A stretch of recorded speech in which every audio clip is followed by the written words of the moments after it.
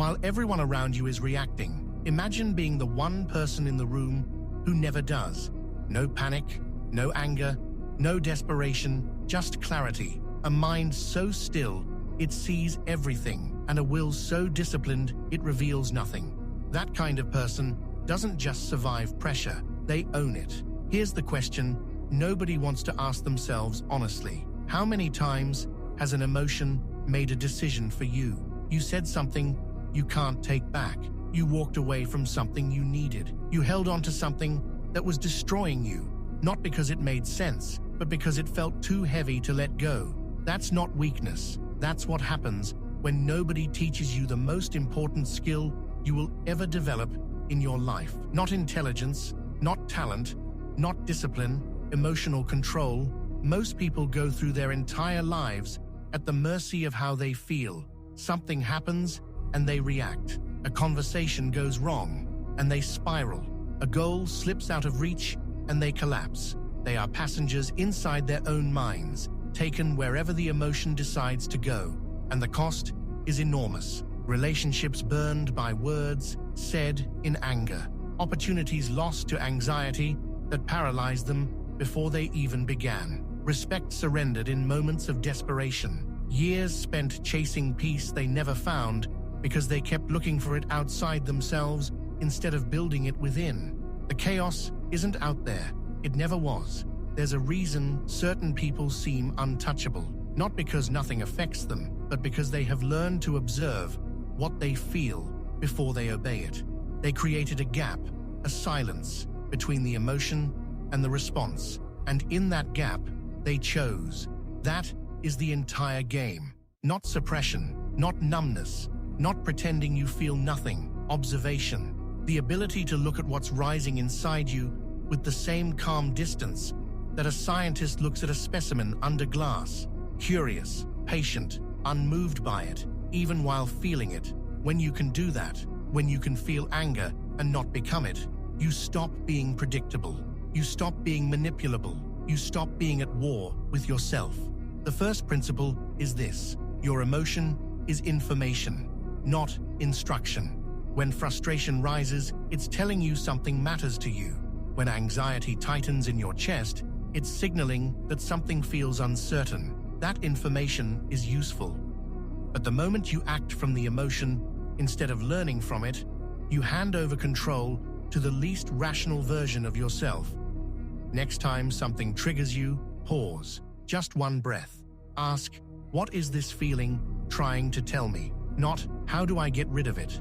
That one shift will change more about your life than you expect. The second principle, detach from the outcome, not from the effort. Most emotional suffering doesn't come from working hard. It comes from gripping the result so tightly that any deviation feels like catastrophe. You become fragile. Every setback reads as failure. Every delay feels like the end. Release the grip. Put everything into what you can control.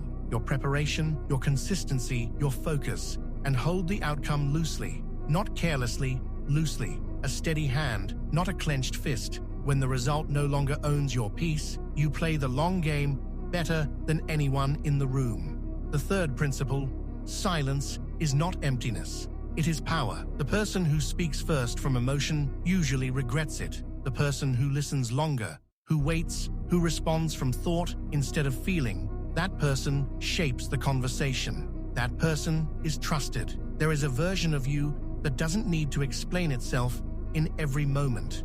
That doesn't need to defend every wound or justify every boundary. That simply acts quietly, purposefully, without the noise that most people confuse for strength. Stillness is not passivity, it's precision. The fourth principle, build the habit before you need it. Emotional discipline isn't something you find in the middle of a crisis. It's something you practice in the ordinary moments so that when the crisis arrives, the muscle is already there. The breath you take when you're mildly annoyed is training for the breath you'll need when you're genuinely tested. Start small.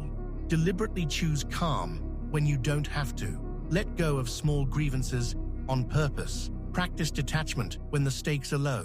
The pattern builds, the identity forms, and one day you'll face something that would have once broken you, and you won't break. Here's what changes when you master this.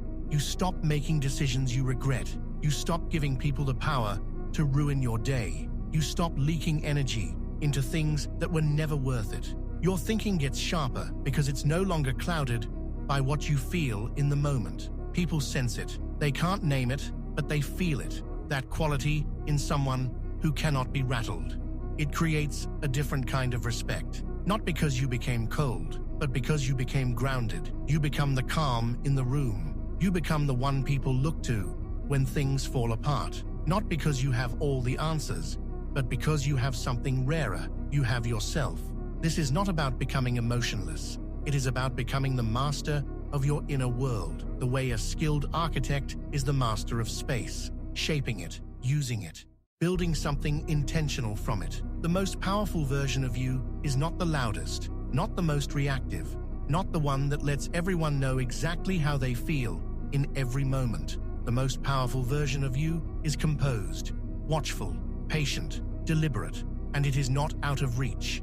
It is built, one decision at a time, one breath at a time, one moment of chosen stillness at a time. So the real question isn't whether you can control your emotions. The question is whether you're willing to stop letting them control you. The work starts now, in this moment, in the next thing you feel, and what you choose to do with it.